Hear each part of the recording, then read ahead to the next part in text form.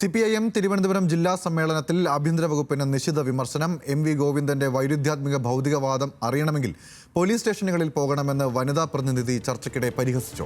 Corporation ഭരണത്തിനെതിരെയും സമ്മേളനത്തിൽ വിമർശനമുയർന്നു. തിരുത്തിയില്ലെങ്കിൽ അടുത്ത വട്ടം കോർപ്പറേഷനിൽ ഭരണം കിട്ടില്ലെന്ന് പ്രതിനിധി ചൂണ്ടിക്കാട്ടി.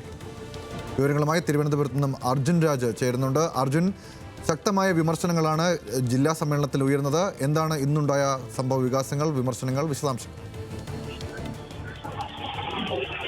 ലാൽകൃഷ്ണ, ഇന്ന് പ്രധാനമായും കോർപ്പറേഷനെതിരെയും പിന്നെ സംഘടനാപരമായി തിരുവനന്തപുരത്തെ പാർട്ടിക്കെതിരായിട്ടുള്ള വിമർശനം ഉയർന്നിട്ടുണ്ട്. കോർപ്പറേഷന്റെ ഭരണം തദ്ദേശ തെരഞ്ഞെടുപ്പിനെ ബാധിക്കാൻ തക്ക മോശമാണെന്ന വിമർശനമാണ് ജില്ലാ സമ്മേളനത്തിൽ ഉയർന്നത്. തിരുത്തൽ നടപടികൾ സ്വീകരിച്ചില്ലെങ്കിൽ അടുത്ത തദ്ദേശ തെരഞ്ഞെടുപ്പിൽ തുടർ ഭരണം സാധ്യമാകില്ല എന്നാണ് പ്രതിനിധികൾ വിമർശനമായി ഉന്നയിച്ചത്. തദ്ദേശ തെരഞ്ഞെടുപ്പ് മുന്നിൽ കണ്ട് പ്രവർത്തിക്കാൻ തയ്യാറാകണമെന്ന വിമർശനവും ഈ ജില്ലാ സമ്മേളനത്തിന്റെ ഭാഗമായി ഉണ്ടായി. മേയർക്ക് ധിക്കാരവും ധാർഷ്ട്യവുമാണെന്ന് ജനങ്ങൾക്കിടയിൽ സംസാരമുണ്ടെന്ന് ഒരംഗം വിമർശനമായി ഉന്നയിച്ചു. അവാർഡുകൾ വാങ്ങിയിട്ട് കാര്യമില്ല, ജനങ്ങളുടെ അവാർഡാണ് വേണ്ടത്.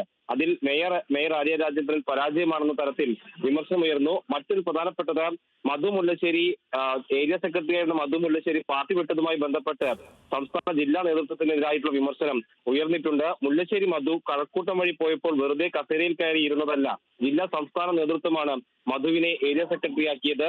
മധു മുല്ലശ്ശേരി ഏരിയ സെക്രട്ടറിയാക്കിയ ഉത്തരവാദിത്തത്തിൽ നിന്ന് നേതൃത്വങ്ങൾക്ക് ഒഴിഞ്ഞു മാറാനാകില്ല എന്നതായിരുന്നു ജില്ലാ സംസ്ഥാന നേതൃത്വങ്ങൾക്കായി എതിരായിട്ടുള്ള വിമർശനം. ഈ പ്രതിനിധി സമ്മേളനത്തിന്റെ ചർച്ച ഏറെക്കുറെ പൂർത്തിയാവുകയാണ്. അതിനുശേഷം ജില്ലാ സെക്രട്ടറി വി ജോയും സംസ്ഥാന സെക്രട്ടറി MV ഗോവിന്ദനും ഈ സമ്മേളനത്തിൽ ഉയർന്ന വിമർശനങ്ങൾക്ക് മറുപടി പറയും. ശരി, തിരുവനന്തപുരത്ത് നിന്നും അർജുൻ രാജാണ് വിശദാംശങ്ങൾ നൽകിയത്.